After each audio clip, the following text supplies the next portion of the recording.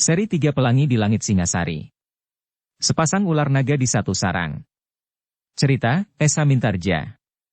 Audiobook, novel silat. Bab 55. Meskipun demikian, namun Empu Baladatu masih mampu membuat lawannya terdesak surut dengan serangan-serangannya yang kasar. Meskipun pemimpin gerombolan macan kumbang itu tidak kalah kasarnya, tetapi nampaknya Empu Baladatu memang mempunyai kecepatan yang lebih tinggi dari lawannya. Dengan demikian, maka meskipun Empu Baladatu sendiri tidak dapat mengitari lawannya, namun sepasang senjatanya bagaikan mematuk-matuk dari segenap penjuru. Bayangan yang bulat membujur bagaikan angin yang bergulung-gulung melanda pemimpin gerombolan macan kumbang.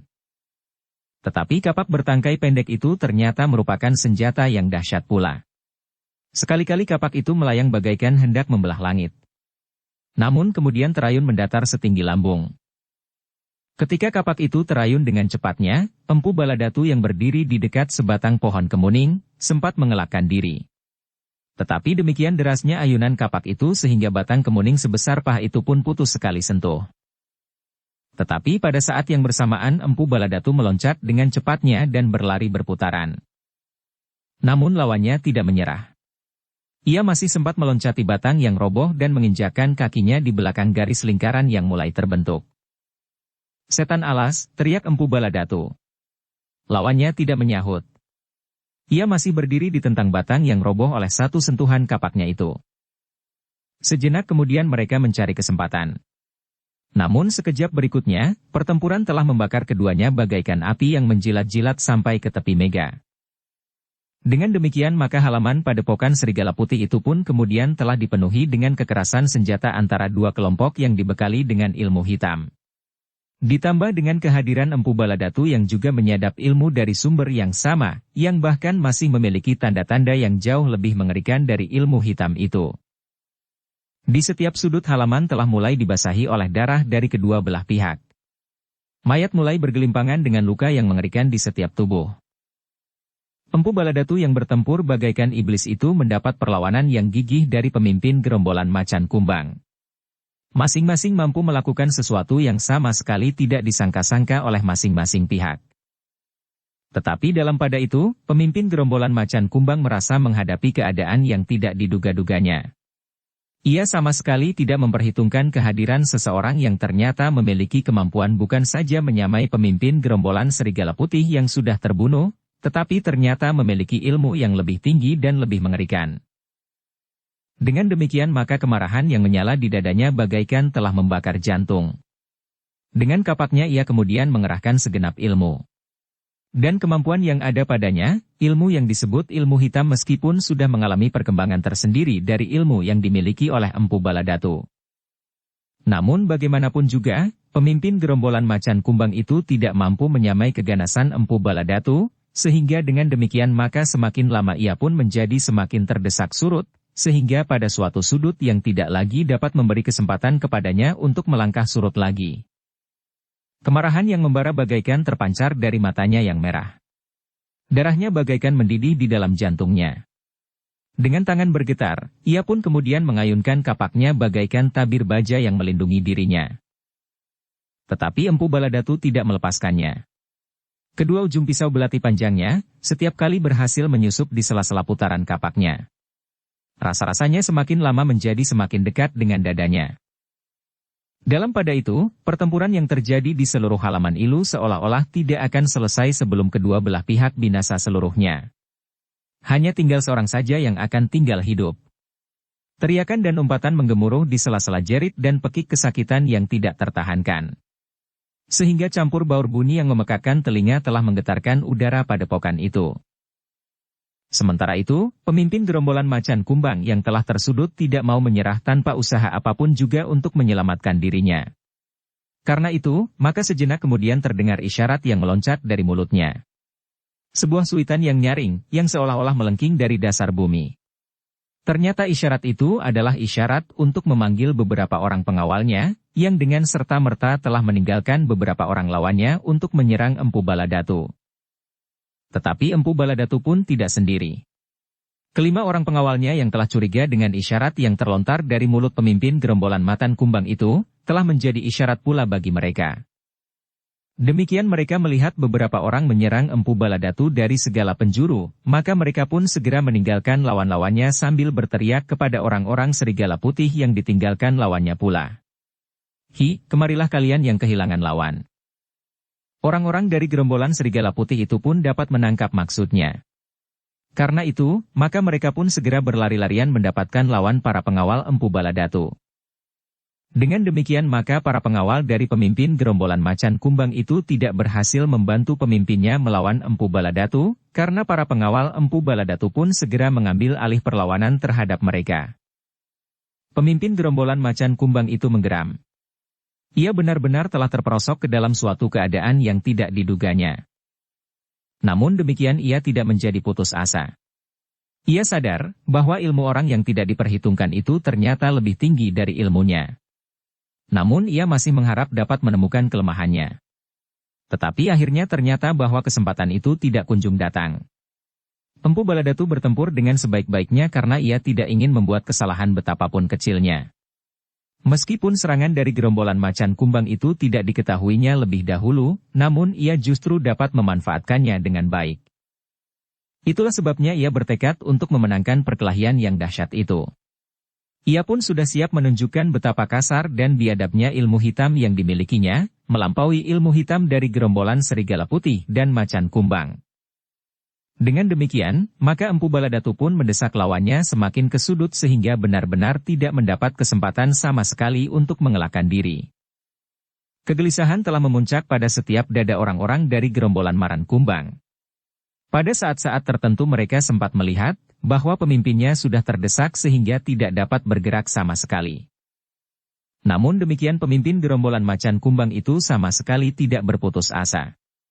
Ia tetap bertempur dengan segenap sisa kemampuannya. Dalam pada itu, ternyata bahwa Empu Baladatu yang kasar dan liar itu masih sempat berpikir. Seperti rencana yang sudah disusunnya saat ia mengunjungi padepokan gerombolan serigala putih yang sudah kehilangan pemimpinnya itu, maka persoalan yang tiba-tiba saja dijumpainya itu pun akan dimanfaatkannya pula. Karena itu, ketika ia sudah berhasil mengurung lawannya sehingga tidak mungkin untuk dapat lolos lagi, maka ia pun berteriak. Menyerahlah. Aku masih dapat berbicara dengan kepala yang dingin. Persetan, geram lawannya. Jangan keras kepala. Kau tahu, aku dapat membunuhmu sekarang. Tetapi aku masih mempunyai rencana yang panjang yang barangkali dapat kita susun bersama. Tidak ada jawaban. Jika kau pernah mendengar nama Mahisa Bungalan dan Linggadadi pembunuh orang-orang berilmu hitam, maka kau tentu akan menganggap pertempuran kita ini bermanfaat. Masih belum ada jawaban. Jika kau hentikan niatmu menguasai padepokan ini, dan bersedia bekerja bersama kami, maka kau akan melihat jalan lurus yang licin yang akan sampai ke tempat yang diinginkan oleh setiap orang. Kamukten. Pemimpin gerombolan macan kumbang itu masih tetap berdiam diri. Jawablah. Supaya aku tidak terlanjur membunuhmu. Kita akan bersama-sama membinasakan Linggadadi dan Mahisa Bungalan. Kemudian kita akan menguasai seluruh Singasari. Kau mengerti? Sebuah mimpi yang menakjubkan. Tetapi mentertawakan, jawab pemimpin gerombolan macan kumbang. Mungkin jika kau bercermin pada dirimu sendiri. Tetapi kau harus melihat kepada keadaan dan kesempatan di luar lingkunganmu yang sempit, sesempit tempurung. Kau hanya tahu rumah-rumah yang berlampu terang di malam hari. Mengetuk pintunya dan merampok harta bendanya. Selebihnya kau bersembunyi di dalam padepokanmu. Kau menghina. Aku menawarkan kerjasama yang saling menguntungkan. Kau sekarang harus mengakui bahwa kau tidak dapat mengalahkan aku. Apakah kau masih akan menyombongkan diri? Jika kedua padepokan yang selama ini bermusuhan ini dapat bergabung, demikian pula dengan padepokanku, maka kita akan merupakan kekuatan yang disebut kekuatan hitam yang tidak terlawan. Pemimpin gerombolan macan kumbang termangu-mangu sejenak. Pada tatapan matanya nampak bahwa ia sedang mencoba memikirkan kata-kata Empu Baladatu itu. Apakah kau berkata sebenarnya? Tiba-tiba saja ia bertanya. Aku berkata sebenarnya. Atau hanya karena kau tidak sempat berbuat lain daripada menawarkan bekerja bersama.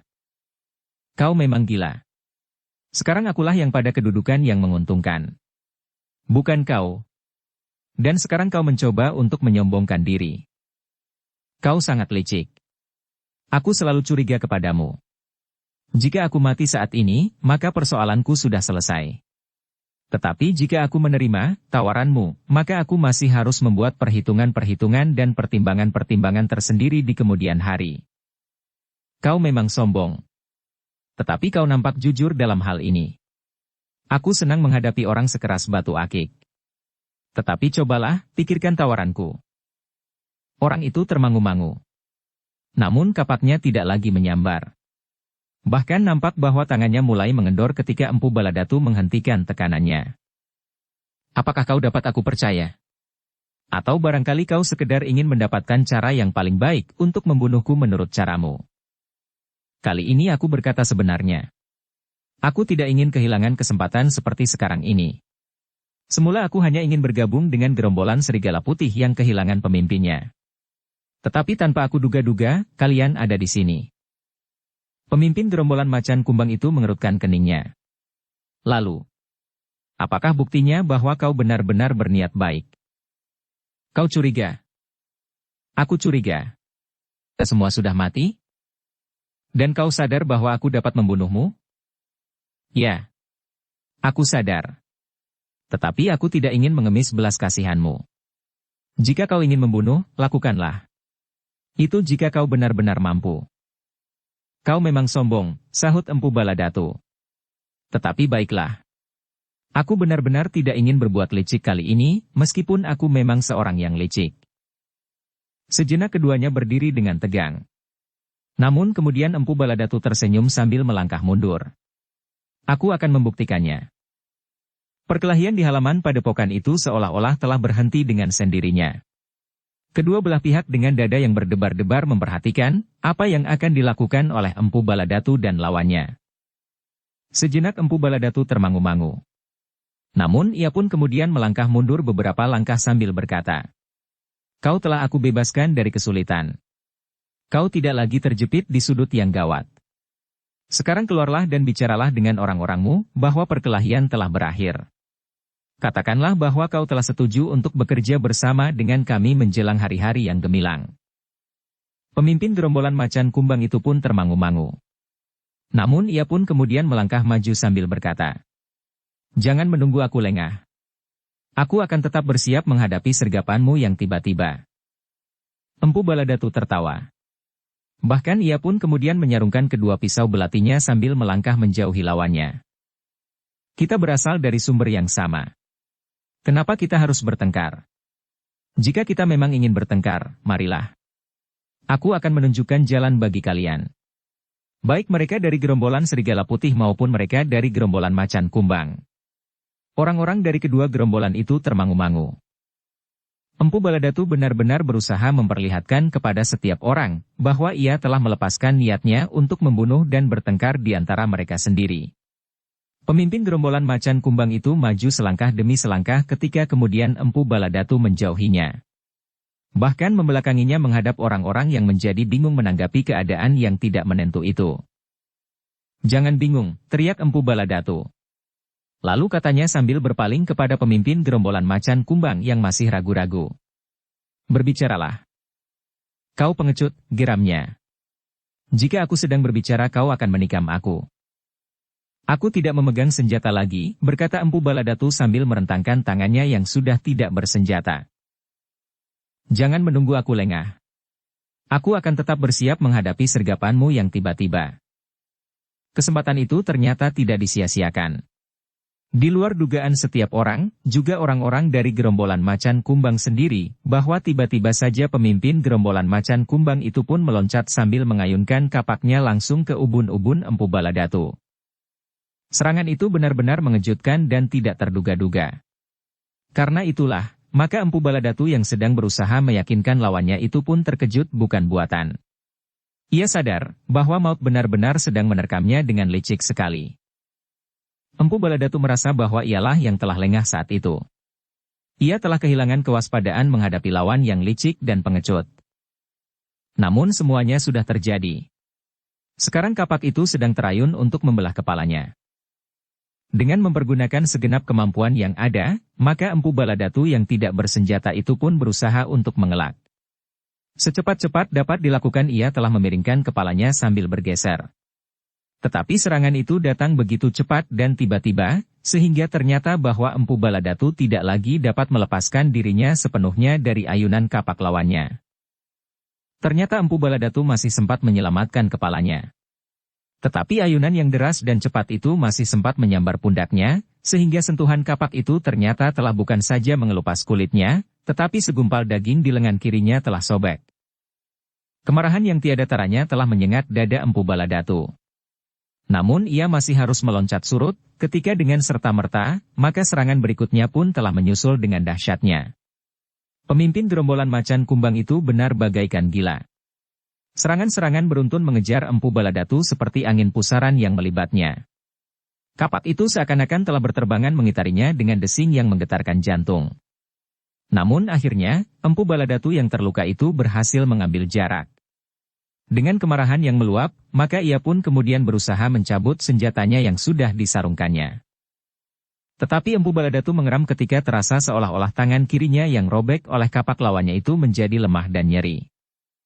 "Gila, kau hantu licik yang tidak tahu diri," teriak Empu Baladatu. Yang terdengar adalah suara tertawa yang memenuhi halaman itu. Pemimpin macan kumbang berkata di sela-sela suara tertawanya.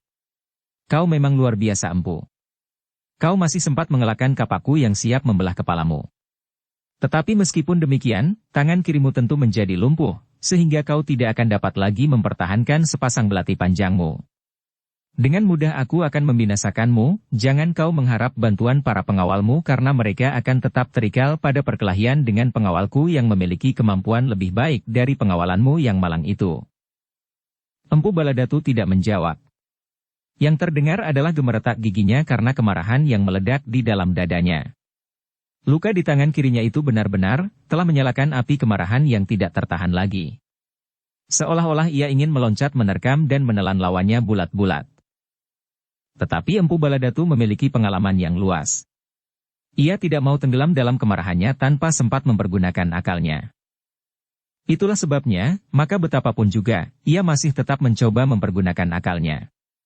Ia membuat perhitungan dan penimbangan untuk melawan pemimpin gerombolan macan kumbang yang licik itu.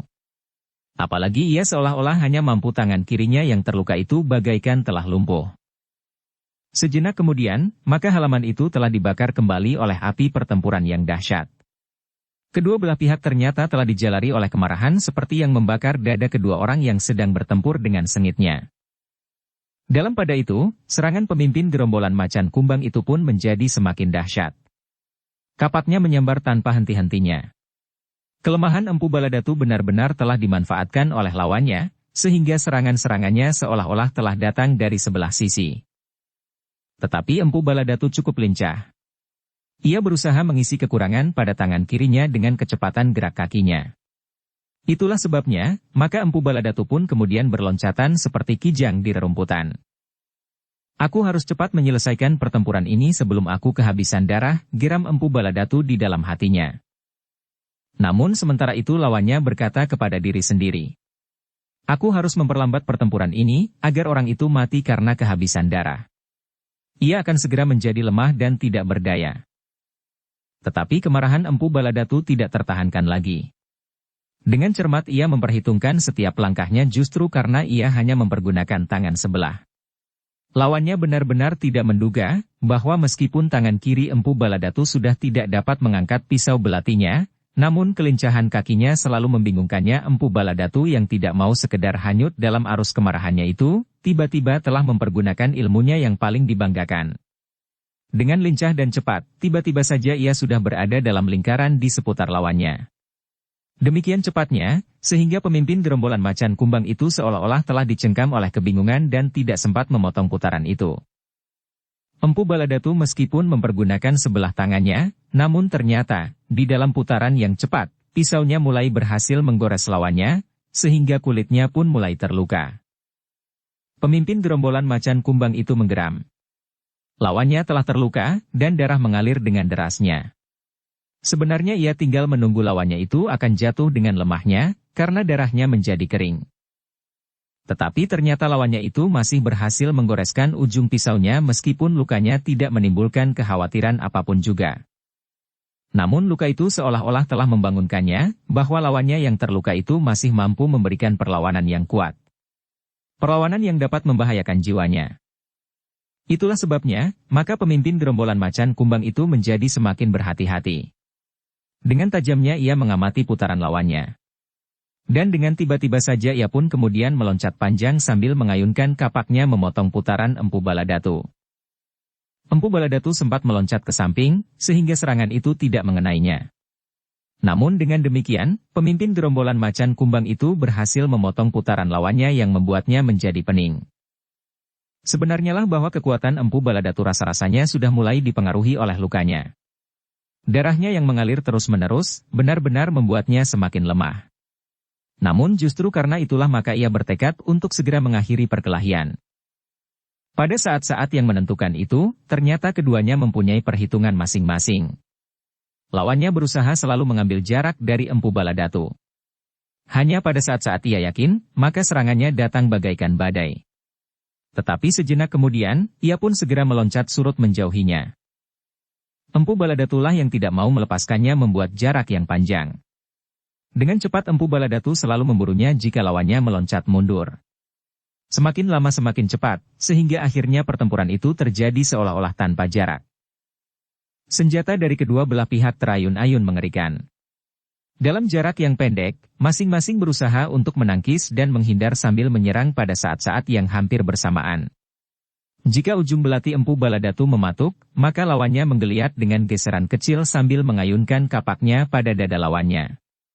Tetapi lawannya sempat memiringkan tubuhnya, sekaligus merubah arah pisaunya mendatar.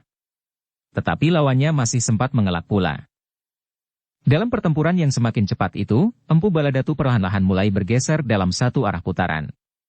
Semakin lama semakin cepat, sehingga akhirnya ia kembali berada pada puncak ilmunya yang membingungkan lawannya. Pemimpin gerombolan macan kumbang menjadi bingung menghadapi kenyataan itu. Putaran itu demikian cepat dan dekat, sehingga serasa tidak ada kesempatan baginya untuk berbuat sesuatu. Namun ia adalah seorang yang mempunyai pengalaman cukup. Itulah sebabnya, maka tiba-tiba saja ia berputar justru pada putaran yang berlawanan, dalam jarak yang lebih pendek dari putaran lawannya. Empu Baladatu menggeram. Terasa luka di tangannya menjadi semakin pedih. Namun ia masih mempunyai cukup kesempatan, karena ia yakin sepenuhnya, bahwa lawannya sedang menghadapi kesulitan. Dalam pada itu, ternyata bahwa kemarahan Empu Baladatu yang sudah berada di puncaknya itu, tidak dapat terbendung lagi. Apalagi Empu Baladatu yang marah itu dengan sadar mempergunakan nalarnya di dalam perkelahian yang semakin seru dan sengit. Meskipun ia telah terluka, dan sebelah tangannya seolah-olah tidak lagi mampu dipergunakan, namun ternyata bahwa puncak ilmunya masih dapat dituntaskan di atas batas kemampuan lawannya. Karena itulah, maka sejenak kemudian, terdengar sebuah keluhan yang tertahan. Ternyata bahwa ujung pisau belati Empu Baladatu masih sempat menggores di tubuh lawannya yang telah melukainya dengan licik. Luka itu agaknya benar-benar telah berpengaruh pada pertempuran yang berlangsung semakin seru, karena masing-masing benar-benar telah dibakar oleh kemarahan yang tidak tertahankan. Namun agaknya Empu Baladatu masih mempunyai ketenangan yang melampaui lawannya. Betapapun kemarahan serasa memecahkan jantung, tetapi ia masih sempat berpikir, apakah yang sebaiknya dilakukan. Perhitungannya masih cukup cermat dan mengarah. Dengan demikian, maka sejenak kemudian, sekali lagi terdengar sebuah keluhan. Tetapi hanya desis yang lemah, karena tiba-tiba suara itu terputus oleh sebuah teriakan nyaring yang terloncat dari mulut Empu Baladatu. Dengan sekuat tenaga yang tersisa, Empu Baladatu kemudian meloncat sambil berteriak ketika pisaunya mematuk langsung ke dada lawannya. Sesaat kemudian Empu Baladatu menarik pisaunya yang terhunjam di tubuh lawannya. Tetapi Empu Baladatu telah bertekad untuk menunjukkan bahwa ia adalah pemimpin dari golongan yang disebut berilmu hitam yang paling besar.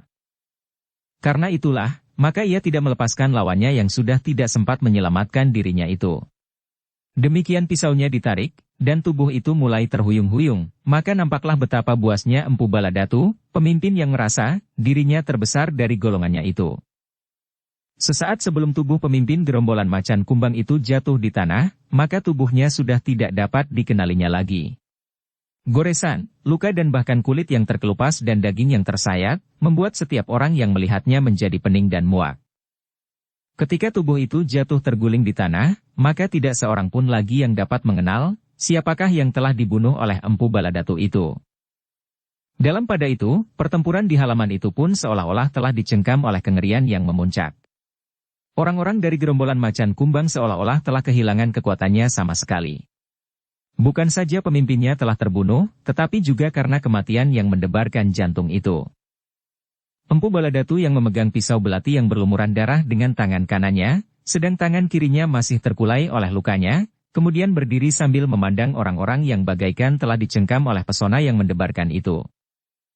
Orang-orang dari gerombolan Macan Kumbang, geramnya kemudian.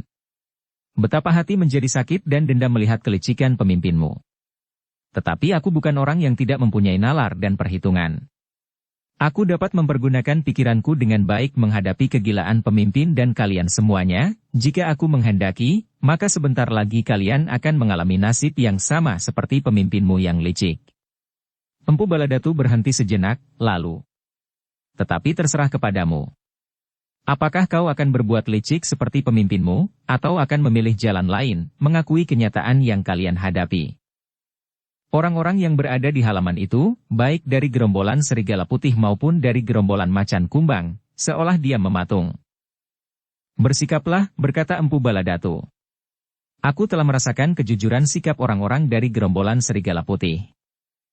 Sekarang, apa katamu, hai orang-orang dari gerombolan Macan Kumbang? Tidak seorang pun yang menjawab. Tetapi halaman itu benar-benar telah dicengkam oleh kesenyapan yang tegang.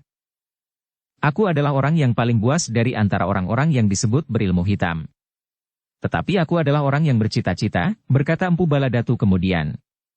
Halaman itu menjadi sunyi dan tegang. Semua orang memandang wajah Empu Baladatu yang seolah-olah telah berubah menjadi wajah iblis yang paling buas. Orang-orang dari gerombolan Macan Kumbang yang terkenal liar itu pun menjadi kecut. Mereka tidak menduga bahwa pada saat itu mereka akan menjumpai orang lain yang lebih ganas dan buas dari pemimpin gerombolan Serigala Putih yang sudah terbunuh. Karena kenyataan yang tidak terduga-duga itulah mereka justru menjadi bingung. Apalagi pemimpin mereka pun telah terbunuh pula dengan cara yang paling mengerikan. Hi, kenapa kalian menjadi bisu? Teriak Empu Baladatu. Ingat. Aku dapat meneriakkan perintah kepada orang-orang dari gerombolan Serigala Putih yang mengakui kehadiranku di sini sebagai seorang tamu yang pantas dihormati, dan yang telah membuktikan diri bahwa aku dapat menyelamatkan padepokan ini. Terasa hati orang-orang dari gerombolan Macan Kumbang menjadi semakin kecut. Dengarlah, Empu Baladatu melanjutkan. Kedua gerombolan ini sudah tidak mempunyai pemimpin-pemimpinnya lagi. Karena itu, maka aku akan menawarkan diriku untuk menerima kalian bergabung dengan kekuatan kami. Seperti kalian, maka kami pun disebut orang-orang yang berilmu hitam. Karena itu, maka sudah sewajarnya jika kita menyusun kekuatan dalam lingkungan yang sama. Tidak terdengar seorang pun yang menyahut. Nah, pikirkan, berkata Empu Baladatu seterusnya. Jika kalian bersedia, maka aku akan menawarkan, siapakah yang akan menjadi pemimpin kita semuanya. Jika ada seseorang yang menginginkannya, aku tidak berkeberatan sama sekali. Halaman itu masih dicengkam kediaman. Dan Empu Baladatu masih berbicara lagi.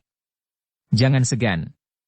Aku akan menerima dengan senang hati dan akan menyerahkan kekuatan yang ada di padepokanku kepada siapapun yang akan memimpin kita sekalian. Aku mempunyai kekuatan sebesar kedua kelompok yang sekarang ada di sini. Sejenak orang-orang yang berada di halaman itu saling berpandangan. Salah seorang dari mereka berbisik di telinga kawannya. Apakah mungkin ada orang lain yang dapat menyamainya? Ia mendapat serangan yang tiba-tiba dari pemimpin gerombolan Macan Kumbang. Namun akhirnya ia dapat membunuhnya dengan caranya sendiri. Kawannya tidak menjawab. Nah, jawablah. Tidak ada jawaban. Apakah kediaman kalian berarti bahwa tidak ada seorang pun yang tertarik kepada tawaranku, atau tidak ada seorang pun yang mau mengambil alih pimpinan kedua kelompok yang ada di halaman ini? Semuanya masih tetap diam, sehingga Empu Baladatu akhirnya membentak. Hi, apakah aku berbicara dengan batu? Orang tertua di dalam lingkungan gerombolan Serigala Putih itu pun kemudian melangkah maju sambil berkata. Empu, tidak ada seorang pun di antara kami yang merasa berhak mewakili pendapat kami. Karena itu, tidak seorang pun yang memberanikan diri untuk menjawab pertanyaan Empu. Lalu, apakah sebenarnya yang kalian kehendaki? Empu, berkata orang itu. Sebenarnya bagi orang-orang dari gerombolan Serigala Putih tidak akan ada keberatan lagi jika kekuatan yang tidak seberapa di padepokan ini diperbolehkan berlindung di bawah pimpinan Empu. Selanjutnya terserah kepada orang-orang dari gerombolan Macan Kumbang yang telah kehilangan pemimpinnya pula. Nah, kalian dengar. Teriakan Empu Baladatu. Terserah kepada orang-orang dari gerombolan Macan Kumbang. Jika kalian ingin bergabung dengan kami akan menerima dengan senang hati. Tetapi jika kalian menolak, Kila akan bertempur terus. Sedangkan bila kalian berpura-pura seperti pemimpinmu, maka setiap orang akan mengalami nasib seperti orang yang licik itu. Tiba-tiba saja seorang yang bertubuh tinggi meskipun kekurus-kurusan maju selangkah. Katanya, tidak ada seorang pun di antara kami yang berhak mewakili seluruh gerombolan sepeninggal pemimpin kami. Tetapi perkenankanlah aku menyatakan perasaanku sendiri. Katakan, aku bersedia dengan tulus berlindung di bawah pimpinan Empu seperti orang-orang dari gerombolan Serigala Putih. Empu Baladatu memandang orang itu sejenak, lalu, kau berkata sebenarnya? Ya. Bertanyalah kepada kawan-kawanmu, apakah yang akan mereka kehendaki seperti yang kau kehendaki pula? Orang itu termangu-mangu sejenak. Namun kemudian ia pun berdiri menghadap kepada kawan-kawannya sambil berteriak. Siapakah yang berkeberatan, nyatakanlah kepada kami. Wajah-wajah itu pun menjadi tegang. Tetapi tidak seorang pun yang menyahut. Nah, sudah Empu saksikan sendiri. Tidak seorang pun yang merasa keberatan. Empu Baladatu tertawa. Katanya, kaulah yang licik. Pertanyaanmu sudah menjurus. Tetapi kediaman bukan jawaban yang mantap. Aku hanya menerima pengakuan yang mereka ucapkan. Bukan sekedar kediaman oleh pertanyaan yang licik. Orang itu menarik nafas dalam-dalam. Kemudian sekali lagi ia menghadap kepada kawan-kawannya sambil berteriak. Katakanlah yang ingin kalian katakan. Kau tidak terikat kepada sikapku, karena kedudukan kita sejajar. Nampak wajah-wajah yang ragu-ragu. Cepatlah. Kalian bersedia menerima Empu Baladatu sebagai pemimpin kita, atau tidak? Sejenak masih nampak keraguan-raguan. Namun kemudian terdengar jawaban. Kami menerimanya. Kami menerimanya. Orang itu menarik nafas dalam-dalam. Katanya, Empu sekarang sudah mendengar pengakuan mereka. Bukan sekedar sikap yang diam. Empu Baladatu mengangguk-angguk. Katanya, terima kasih. Dengan demikian kalian telah mengakui aku. Dan aku pun akan bertanggung jawab atas pengakuan kalian. Aku harus menjadi seorang pemimpin yang memiliki sesuatu yang tidak kalian miliki. Yang pertama adalah kelebihan ilmu. Berikutnya, aku akan menunjukkan bahwa aku akan berusaha membawa kalian ke sasaran yang pasti. Bukan sekedar melakukan perampokan dan kejahatan yang lain tanpa tujuan. Orang-orang yang berada di halaman itu termangu-mangu. Dan Empu Baladatu pun berkata lebih lanjut. Camkanlah. Aku adalah orang yang bercita-cita. Bukan sekedar melakukan kejahatan.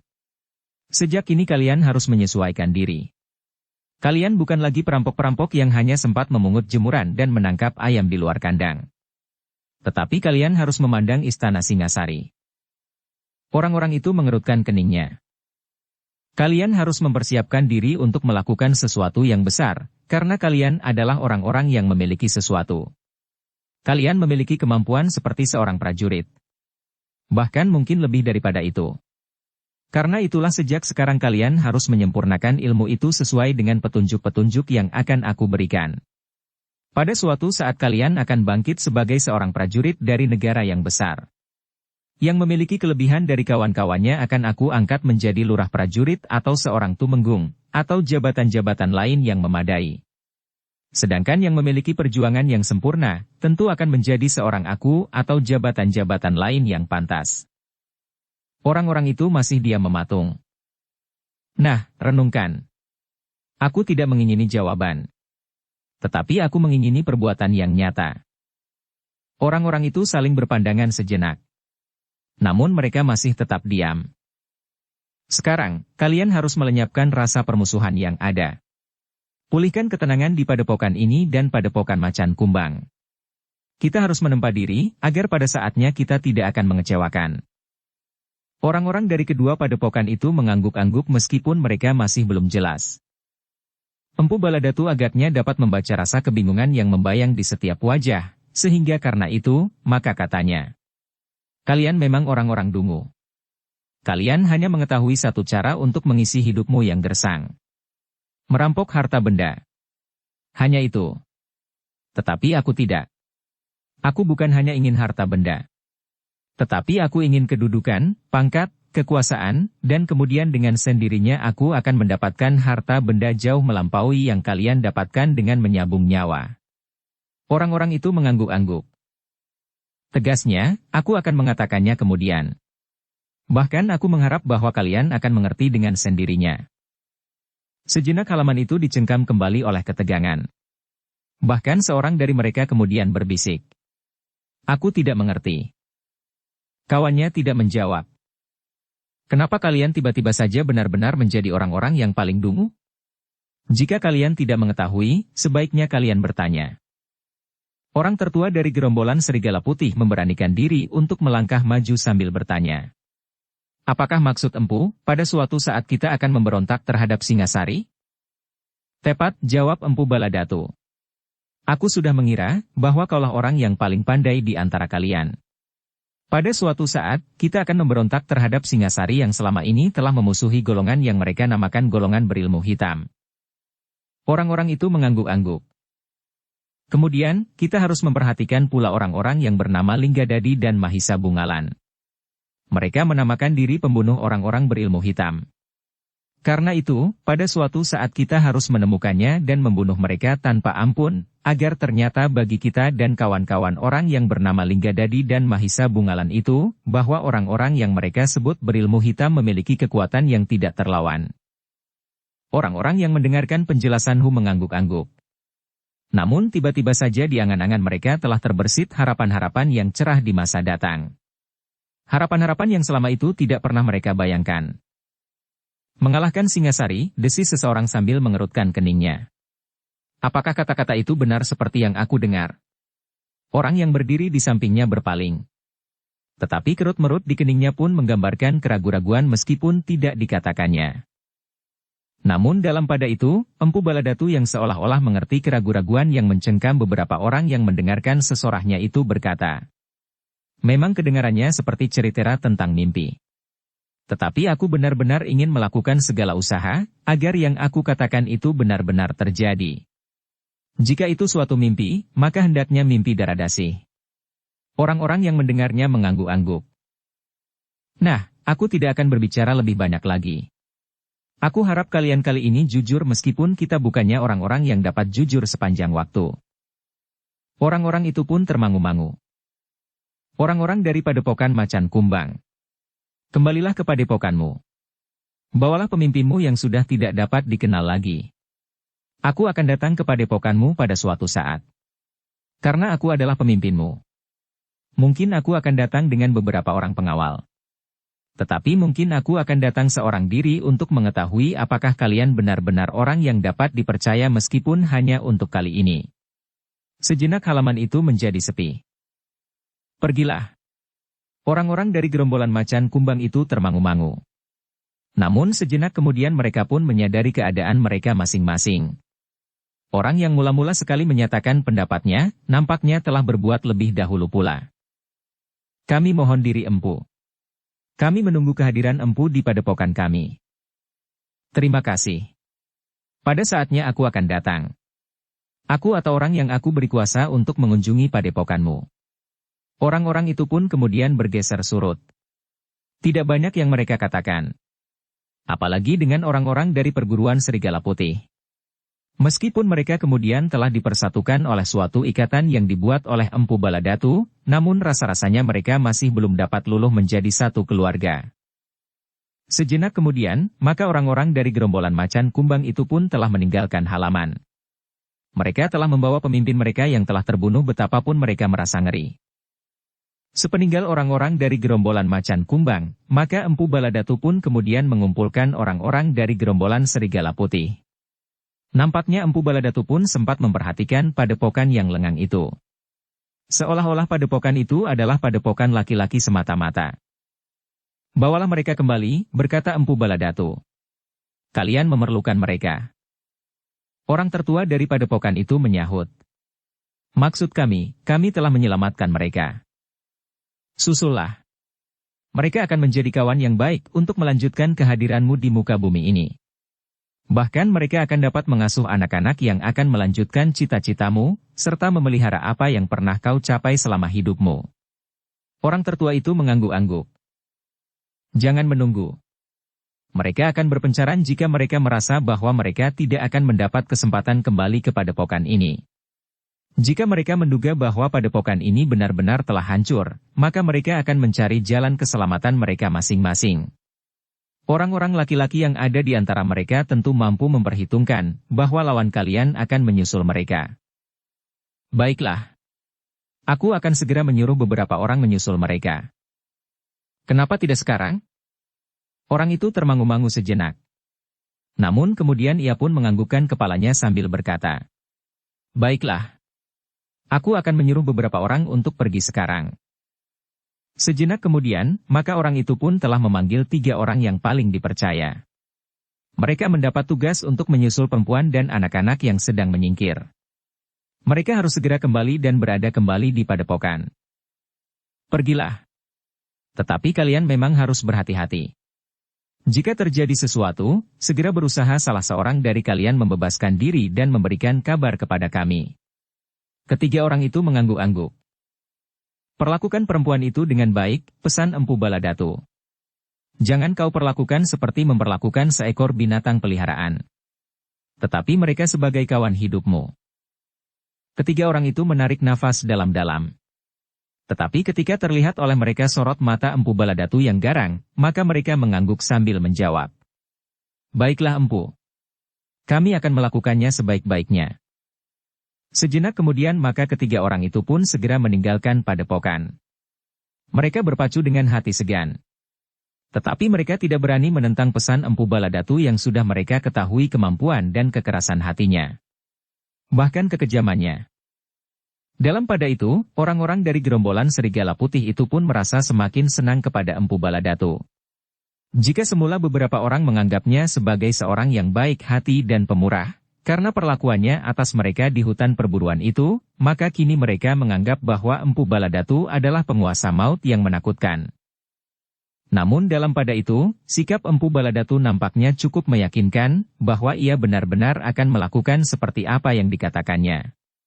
Mencari jalan bagi kemungkinan terbaik di hari depan. Untuk beberapa lama Empu Baladatu masih berada di padepokan itu. Ketika malam kemudian turun, maka orang tertua dari antara gerombolan Serigala Putih itu mengharap Empu Baladatu untuk bermalam. Aku akan berada di sini sampai perempuan-perempuan yang mengungsi itu datang kembali. Orang tertua itu mengerutkan keningnya. Tetapi nampaknya ia mulai disentuh oleh kecurigaan, bahwa Empu Baladatu yang ternyata mengerikan itu, mempunyai pamrih yang lain. Ia nampaknya mengetahui bahwa perempuan yang mengungsi itu telah membawa barang-barang berharga yang disediakan bagi anak-anak dan hidup mereka sendiri, sekedar untuk melayani kelangsungan hidup anak-anak itu. Dan agaknya perempuan-perempuan itu tidak akan berani melanggar pesan yang pernah diberikan kepada mereka. Bahkan seandainya orang-orang yang memberikan pesan itu sudah mati terbunuh sekalipun. Karena Empu Baladatu mengetahuinya, maka ia telah mengambil sikap yang keras untuk mengambil orang-orang yang telah mengungsi itu. Dalam pada itu, ketiga orang itu pun berkuda semakin cepat. Mereka berharap bahwa mereka akan sampai ke tempat tujuan sebelum malam menjadi semakin dalam. Agaknya ketiga orang itu tidak terlambat. Perempuan dan anak-anak yang dijaga oleh beberapa orang laki-laki tua masih berada di tempatnya. Kedatangan ketiga orang itu membuat mereka terkejut dan cemas. Namun setelah ketiga orang itu menjelaskan, mereka pun menjadi lega. Jadi kami dapat kembali ke padepokan, bertanya seorang laki-laki berambut putih dan berpedang di lambung. Ya. Kami sudah cemas. Hampir saja kami memutuskan untuk meninggalkan tempat ini dan memencar seperti yang direncanakan. Tempat ini rasa-rasanya menjadi semakin miskin, karena binatang-binatang buruannya telah kami tangkap setiap saat. Hutan ini tidak akan kehabisan binatang buruan meskipun bukan hutan yang terlampau lebat. Syukurlah, bahwa kami sudah boleh kembali, desis laki-laki yang lain, yang rambutnya justru sudah hampir habis rontok sehelai demi sehelai. Orang-orang yang mengungsi di hutan itu pun segera bersiap-siap. Mereka berharap bahwa mereka akan dapat hidup lebih baik dan tenang, setelah kawan-kawannya menceritakan kematian orang yang paling berbahaya bagi gerombolannya. Tetapi pemimpin kami yang baru itu bukannya tidak mendebarkan jantung, desis salah seorang dari ketiga orang yang menjemput mereka. Kenapa? Orang itu pun kemudian menceritakan serba sedikit, apa yang sudah dilakukannya. Bagaimana ia membunuh dan seolah-olah telah mengelupas kulit pemimpin gerombolan macan kumbang itu. Perempuan yang mendengarnya menjadi ngeri. Tetapi seperti biasanya, tidak seorang pun dari mereka yang menyatakan pendapatnya. Mereka adalah orang-orang yang seakan-akan tidak diperhitungkan selain untuk memberikan air susu kepada bayi-bayi yang dilahirkan. Bayi-bayi laki-laki akan mendapat tempat, sedang bayi-bayi perempuan akan mengalami nasib serupa dengan ibunya. Tetapi karena kebiasaan itu sudah berlaku dalam waktu yang panjang, maka rasa-rasanya mereka tidak lagi dapat mempersoalkannya, selain menjalani dengan hati yang kadang-kadang memang terasa pahit. Kita akan berangkat pagi-pagi benar, berkata salah seorang dari 3 orang yang menyusul mereka itu. Perempuan-perempuan harus mengemasi barang-barang kita semuanya dan siap di dini hari, teriak salah seorang laki-laki tua yang ikut mengawasi mereka. Tidak seorang pun yang dapat mengeluh. Meskipun mata mereka kantuk, namun mereka pun mulai bekerja, mengatur barang-barang yang telah mereka bawa dan yang akan mereka bawa kembali ke padepokan, termasuk barang-barang berharga yang mereka sisihkan, agar tidak jatuh ke tangan gerombolan macan kumbang. Ternyata bahwa mereka masih sempat beristirahat dan tidur beberapa lama menjelang dini hari, sehingga rasa-rasanya tubuh mereka telah menjadi segar. Demikianlah, ketika fajar menyingsing, maka iring-iringan itu pun keluar dari persembunyian mereka. Seperti yang mereka lakukan saat mereka pergi, maka mereka pun maju dengan sangat berhati-hati menyusuri jalan-jalan sepi di pinggir hutan dan padang yang kosong. Kita akan memasuki daerah yang berpenghuni di malam hari, berkata salah seorang dari 3 orang yang menjemput mereka. Ya, sahut yang lain. Kita akan berhenti setiap kali, untuk memberi kesempatan anak-anak beristirahat. Tidak seperti saat ketiga orang yang menyusul mereka, yang dapat menempuh jarak itu jauh lebih cepat karena mereka berkuda, maka perjalanan kembali itu terasa sangat lamban. Mereka harus mengiringi beberapa orang anak-anak yang berjalan, karena tidak ada orang lagi yang dapat mendukungnya. Hampir setiap perempuan telah mendukung anak-anak mereka yang paling kecil, sehingga anak-anak yang agak lebih besar harus menempuh perjalanan mereka dengan berjalan sendiri. Itulah sebabnya, maka jarak yang tidak terlampau jauh di pinggir hutan itu harus mereka tempuh dalam waktu yang sangat lama. Belum lagi mereka sempat meninggalkan hutan itu setelah mereka berhasil keluar, anak-anak sudah mulai letih, sehingga mereka harus beristirahat. Betapapun kejemuan terasa mengganggu perasaan beberapa orang di antara mereka, namun mereka tidak dapat meninggalkan anak-anak mereka. Karena itulah, maka perjalanan mereka terasa terlalu lama. Bahkan seolah-olah mereka tidak bergerak sama sekali. Anak-anak yang kelelahan, haus dan lapar mulai merengek, sehingga orang-orang tua yang ada di antara mereka harus berusaha untuk mendapatkan air dan makan. Ketika mereka kemudian berada di padang semak-semak, sebelum mereka turun ke daerah yang berpenghuni, maka iring-iringan itu pun sengaja beristirahat cukup lama.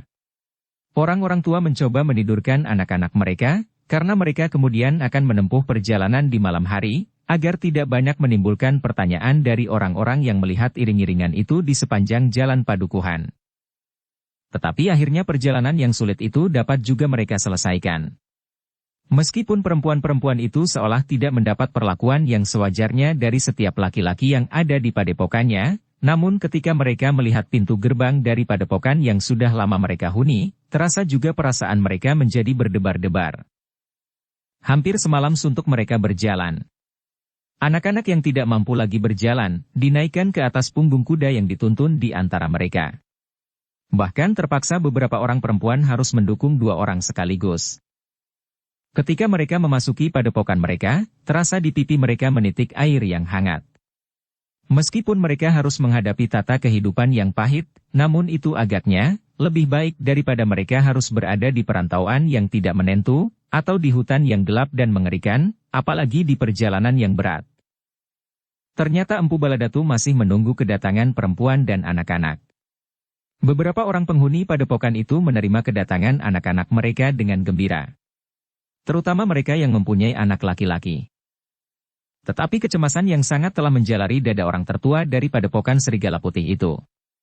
Ia melihat beberapa orang laki-laki tua yang mengawasi perempuan dan anak-anak itu masih membawa barang-barang berharga yang memang diperuntukkan bagi bekal anak-anak mereka yang akan bertebaran jika padepokan itu benar-benar dikuasai oleh orang-orang dari gerombolan macan kumbang. Empu Baladatu adalah orang yang sama sekali tidak dapat dimengerti watak dan tabiatnya, berkata orang tertua itu di dalam hatinya. Namun, orang itu berusaha menghapus semua kesan itu dari wajahnya. Bahkan ia masih sempat berkata lantang. Kembalilah ke tempat kalian masing-masing. Padepokan kita tidak mengalami kerusakan apapun juga. Demikianlah, maka perempuan dan anak-anak itu pun segera kembali ke tempat masing-masing. Mereka benar-benar masih menemukan tempat tinggal mereka seperti saat mereka tinggalkan. Orang tertua dari padepokan itu menjadi berdebar-debar ketika Empu Baladatu bertanya kepadanya. Apakah semua dapat diselamatkan? Sejenak orang itu termangu-mangu. Namun kemudian ia pun bertanya. Maksud Empu? Perempuan dan anak-anak, jawab Empu Baladatu. Oh, iya Empu. Semua dapat diselamatkan. Empu Baladatu mengangguk-angguk. Tetapi senyum di bibirnya membuat orang tertua itu tetap berdebar-debar. Tetapi beberapa saat ia menunggu Empu Baladatu tidak bertanya lebih lanjut meskipun nampaknya ia sangat memperhatikan barang-barang yang dibawa oleh orang-orang yang baru saja datang itu. Tetapi sampai orang terakhir pergi ke tempat mereka masing-masing, Empu Baladatu tidak menanyakan apapun juga tentang barang-barang itu. Bahkan ia pun kemudian berkata, lihatlah orang-orang yang baru datang. Tenangkan hati mereka, agar mereka tidak mengalami gangguan jiwa untuk waktu yang lama. Apalagi perempuan-perempuan. Orang tertua itu kurang mengerti maksudnya, sehingga Empu Baladatu tertawa. Kau tidak pernah menghargai perempuan, apalagi mencoba mengerti tentang mereka. Cobalah sekarang. Bertanyalah apakah keadaan mereka baik, atau katakanlah kepada mereka, bahwa mereka tidak usah gelisah dan takut, karena gerombolan macan kumbang tidak akan datang mengganggu lagi. Orang tertua itu mengangguk-angguk. Namun baginya Empu Baladatu tetap merupakan teka-teki. Terutama yang berhubungan dengan barang-barang mereka yang telah dibawa kembali ke padepokan mereka itu. Meskipun dengan segan, tetapi orang tertua dari padepokan Serigala Putih itu pergi juga menemui perempuan dan anak-anak. Dengan ragu-ragu ia mencoba menjelaskan bahwa mereka tidak usah cemas lagi karena orang-orang macan kumbang tidak akan datang mengganggu. Kita sudah mendapatkan seorang pemimpin yang baru yang sekaligus menjadi pemimpin gerombolan macan kumbang karena ia sudah membunuh pemimpin mereka, berkata orang tertua itu. Karena itu, maka gerombolan macan kumbang sejak saat itu tidak akan mengganggu kita lagi. Perempuan dan anak-anak itu mengangguk-angguk. Ada sedikit perasaan asing pada perempuan-perempuan itu. Orang tertua itu nampaknya mulai memperhatikan mereka. Tetapi yang dikatakan oleh orang tertua itu tidak lebih dari sebuah pemberitahuan. Namun demikian pemberitahuan itu terasa sangat berarti bagi perempuan-perempuan itu. Mereka memang menjadi tenang, dan terlebih-lebih lagi tanpa mereka sadari tumbuh harapan yang tidak mereka mengerti. Hari itu Empu Baladatu masih tetap berada di padepokan Serigala Putih, sedang orang tertua di padepokan itu masih tetap dibayangi oleh kegelisahan apabila pada suatu saat barang-barang mereka akan dirampas. Dengan alasan apapun juga maka hal itu akan sangat kemungkinan sekali terjadi. Tetapi, di pagi hari berikutnya, Empu Baladatu ternyata telah minta diri. Ia sama sekali tidak menanyakan tentang harta benda itu. Setiap kali ia hanya berpesan, agar orang-orang Serigala Putih merubah sikapnya terhadap perempuan dan anak-anak mereka yang kebetulan lahir perempuan pula. Aku akan pergi, berkata Empu Baladatu. Pada saat-saat yang belum dapat aku katakan, aku akan datang. Kalian tidak boleh bertengkar lagi dengan orang-orang macan kumbang. Aku akan singgah di padepokan mereka dan memberikan pesan yang sama. Selebihnya, berhati-hatilah terhadap orang-orang yang bernama Mahisa Bungalan dan Linggadadi. Keduanya adalah musuh yang paling buas bagi orang-orang yang mereka sebut berilmu hitam. Yang mereka maksud sudah tentu adalah kita sekalian. Orang-orang dari gerombolan Serigala Putih itu mengangguk-angguk. Hati-hatilah menjaga diri, berkata Empu Baladatu kemudian. Tetapi Empu, tiba-tiba saja orang yang dianggap memiliki ilmu tertua dan tertinggi itu bertanya. Bagaimanakah sikapku terhadap Empu Sanggadaru dan penguasa di Singasari yang ternyata adalah dua orang anak muda yang baik hati itu? Empu Baladatu mengerutkan keningnya. Ia memang sulit sekali untuk menentukan sikap terhadap kedua pemimpin Singasari itu, ia sama sekali tidak ragu-ragu. Meskipun keduanya adalah orang yang baik hati dan pemurah, tetapi baginya, sifat yang dianggapnya lemah itu justru menguntungkannya, meskipun kedua anak-anak muda itu memiliki ilmu yang luar biasa. Tetapi untuk menentukan sikap terhadap Empu Sanggadaru memang terlampau sulit baginya. Ia sadar bahwa kakaknya tentu tidak akan bersedia berdiri di pihaknya. Tetapi untuk memusuhinya, rasa-rasanya masih ada perasaan segan, meskipun sudah terbayang pula di dalam angan-angannya, jika Empu Sanggadaru itu kelak akan menjadi penghalang bagi cita-citanya, maka ia tidak akan ragu-ragu untuk mengambil sikap. Apalagi Empu Baladatu merasa bahwa ilmu kakaknya tidak terpaut banyak dari ilmunya sendiri. Jika aku berhasil menambah tingkat ilmuku selapis lagi, maka aku akan menjadi orang yang akan mampu melakukan apa saja, berkata Empu Baladatu di dalam hati. Namun dalam pada itu, ia harus menjawab pertanyaan orang dari gerombolan serigala putih itu, sehingga kemudian katanya. Empu Sanggadaru adalah orang yang baik. Ia tidak akan mengganggu kita. Dan kita pun tidak akan mengganggunya. Ia adalah kakak kandungku yang mengerti apa yang aku inginkan, meskipun kami akan mengambil jalan yang berbeda. Ia berhenti sejenak, lalu. Dan bukankah persoalan gerombolan serigala putih dan Empu Sanggadaru sudah selesai? Kematian pemimpinmu merupakan akhir dari pertentangan yang berkepanjangan. Orang tertua itu mengangguk-angguk. Apakah kalian masih tetap mendendam terhadap Kakang Sanggadaru yang telah menyebabkan kematian pemimpinmu? Orang tertua itu termangu-mangu sejenak. Namun kemudian ia menggelengkan kepalanya sambil menjawab. Tidak Empu, aku tidak mendendamnya. Tetapi meskipun demikian, tanpa aku, jangan membuat hubungan dengan Empu Sanggadaru. Jika terjadi sesuatu akibat kelengahanmu, aku tidak bertanggung jawab. Orang tertua itu mengangguk-angguk. Nah, hati-hatilah. Aku akan kembali ke padepokanku. Pada saatnya aku akan datang. Sebelumnya mungkin sekali aku akan mengirimkan orang-orangku untuk melakukan hubungan-hubungan jika aku berhalangan. Baiklah Empu, berkata orang tertua. Kami akan menunggu, apakah yang harus kami lakukan? Baiklah. Untuk sementara, kaulah yang harus memimpin kawan-kawanmu. Usahakan agar ilmu mereka meningkat dengan caramu, karena pada suatu saat, aku akan mempergunakan caraku bagi kepentingan kalian. Kami menunggu, jawab orang tertua itu. Demikianlah Empu Baladatu pun meninggalkan padepokan Serigala Putih untuk kembali ke padepokannya. Ia merasa usahanya untuk menguasai gerombolan yang kehilangan pemimpin itu berhasil. Sejak ia melihat kematian pemimpin Serigala Putih, maka ia sudah mempunyai pertimbangan tersendiri, sehingga sikapnya yang nampaknya lunak dan baik telah berhasil membawanya ke dalam lingkungan Serigala Putih dan bahkan sekaligus, tanpa diperhitungkan lebih dahulu, bahkan gerombolan Macan Kumbang. Hanya karena kecepatannya menentukan sikap sajalah, maka kedua gerombolan itu berada di bawah kekuasaannya, dan setiap saat akan dapat dipergunakannya. Dalam perjalanan kembali itulah Empu Baladatu singgah sejenak di padepokan gerombolan Macan Kumbang yang suasana serta keadaannya tidak banyak berbeda dengan padepokan Serigala Putih. Orang-orang di padepokan gerombolan Macan Kumbang pun sama sekali tidak menghargai perempuan-perempuan yang ada di padepokan mereka. Dan seperti di padepokan gerombolan Serigala Putih, maka Empu Baladatu pun menghembuskan nafas kehidupan yang berbeda. Namun dalam pada itu, kedua-duanya benar-benar telah berada di bawah pengaruhnya. Kengerian dan harapan adalah ikatan yang tidak dapat mereka lepaskan lagi. Bersambung ke bab 56. Dukung kami dengan subscribe, follow, like, komen dan share. Terima kasih.